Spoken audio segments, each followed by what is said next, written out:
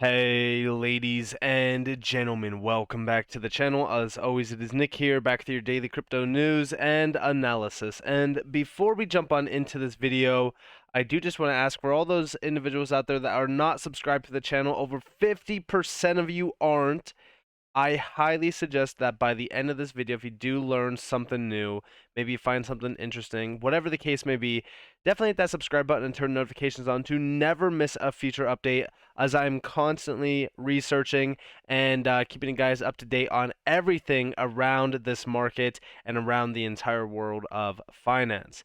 And also, if you guys are XRP holders out there, and if you guys have been watching the videos and you've been enjoying the content, definitely hit that like button, and also drop a comment down below how you guys have been feeling about the overall price action of the market. And with all of that in mind, let's just dive into this Ripple and XRP video.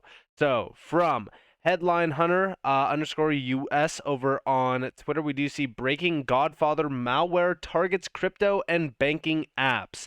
Godfather malware steals login data from users by displaying fake login windows on top of real ones, thereby deceiving users into entering their data into a monitored form, according to German regulator BaFin. And yes, when we look at what's happening around this market right now, there is a ton of scams. I've been trying to moderate my comment section as much as I possibly can, but it is out of control. It is even out of control on Twitter. It is out of control everywhere around crypto. Listen, I don't even know who they are. Right? They're anonymous users. They're anonymous, developers that are developing these, malware apps, and they are targeting individuals that are holding large amounts of crypto. Make sure to stay vigilant at all times. These are the types of individuals that will try to deceive you every single way possible. I've seen it in, smart contracts. You sign a contract, the wrong contract, and all of a sudden, boom, your wallet is emptied.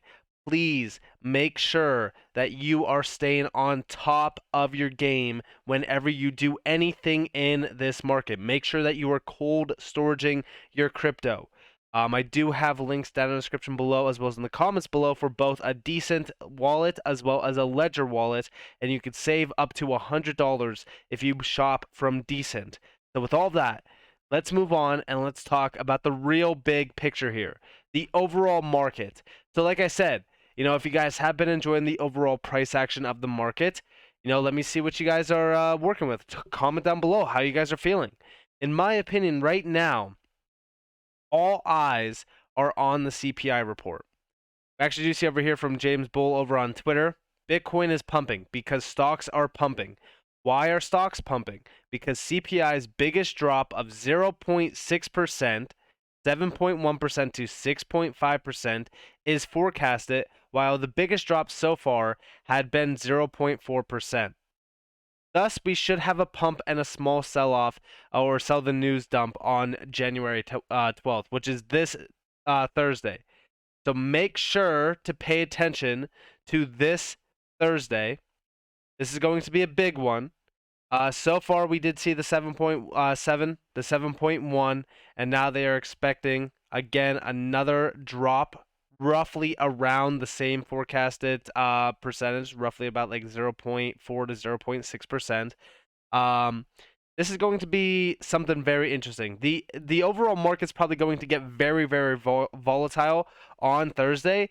So make sure that you are paying attention to the overall chart. Please do not buy any major pumps. Do not chase green candles. They will only get you hurt. I've been addressing the overall price action of Bitcoin in my video from yesterday. I did talk to you guys about how Bitcoin is still at major resistance. Here's the 3-day span. Look at where we are at. We need a significant break over 17 point almost 2K in order for this to even become bullish. And yes, this could go much higher. I actually do have on the chart, I could share with you guys real quick why I do have this here. So it's actually on lower time frames. I think it's on the 4-hour. So I have this price action level here at about roughly 15 point. It's like 5K, or sorry, 17.5K. This is the level that I'm looking at. This would be flipping resistance or support into resistance. Now, what will happen after this is most likely a sell-off. that sell-off will lead us down to about 16.8K or possibly even lower, down to like 15.8K.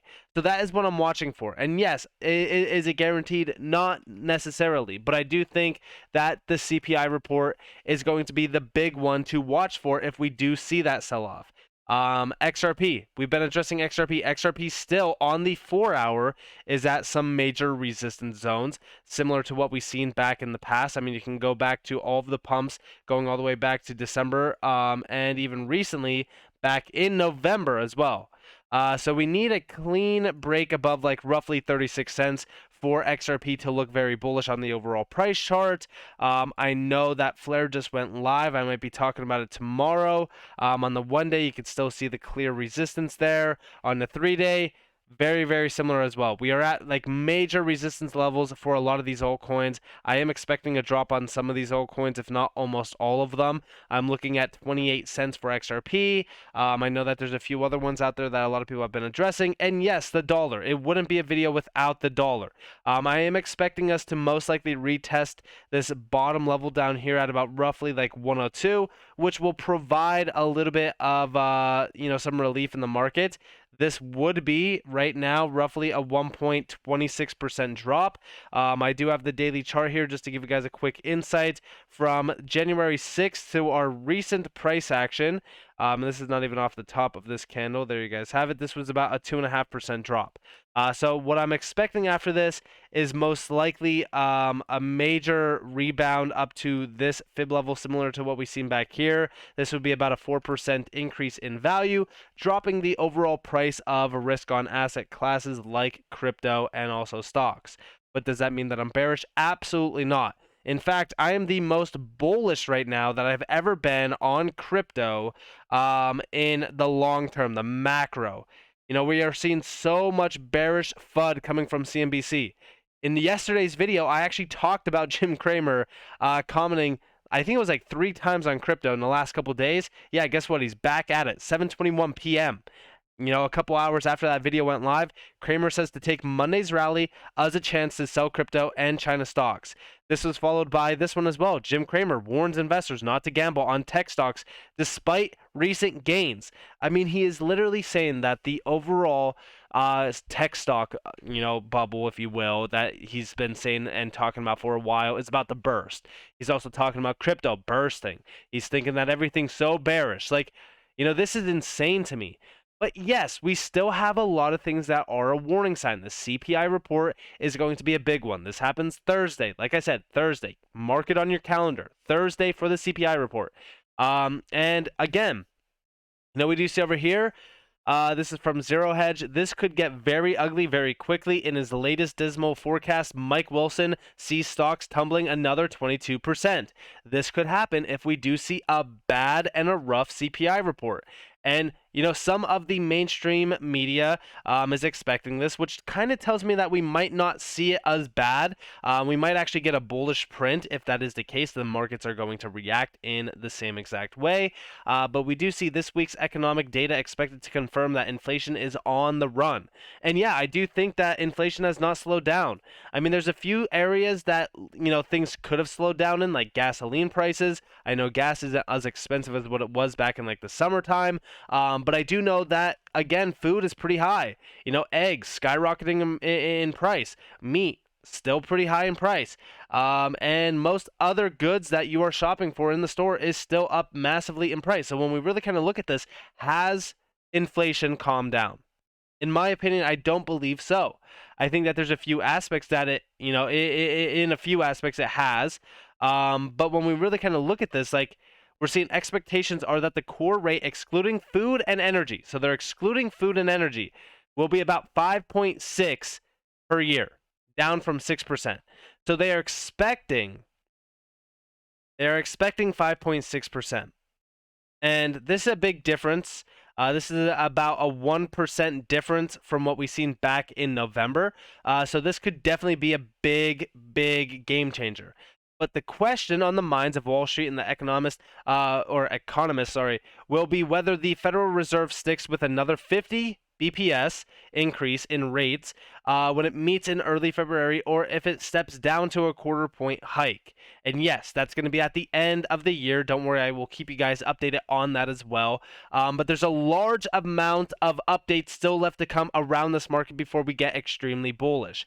I really do think that we need to anticipate the worst, prepare for the worst, but also be positioned for the best opportunity cost in this market. I think that going, having that 50-50 mindset, sort of neutral standpoint, not being extremely bullish, not being extremely bearish, is going to be the best case scenario. So we definitely are looking at a few things. We're definitely focused on, what the rates are going to be at the end of the month, and we are focused on the CPI print on Thursday because, again, this is going to change the way the overall markets react. And just to give you guys a quick insight, Crypto God John posted this Ethereum chart over on Twitter that could be dependent on the CPI report. Now, it is a possibility that we do see 1450 if inflation doesn't come in hot, but this is what most people are anticipating. And honestly, this is what I'm also anticipating around most altcoins and around most of the market. This will be very, very bearish. Just to give you guys a quick insight, but we'll probably get a little bit of relief, very similar to what I was expecting on Bitcoin as well.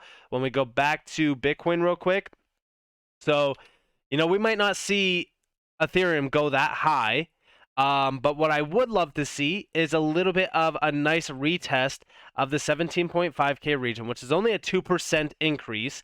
I haven't looked at Ethereum in a very long time. I'm just going to be completely honest with you guys. But I do see... Okay, so I could definitely see where like 1450 is coming from. It's a major demand zone. But what is the price reflection here, or the percentage reflection? So we're talking about like almost a 10% increase in price.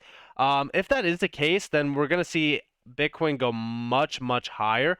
We'll probably see about like an 18.5, maybe even possibly higher, maybe retesting the bottom demand zone from the drops back in September. This would be about a 9.18% of an increase in price, which again, like I'm questioning on if this is going to be the case because most of the market is at peak resistance. So until we break out on Bitcoin of the 17.6K channel, I'm not going to be bullish. I'm just going to be completely honest with you guys. But this is what most people should be anticipating on a lot of these altcoins, and a lot of the market is having this pullback on the CPI. Now, is this a guarantee? No. This is why I say like 50-50 is the best way to win in this game, preparing for the inevitable either way.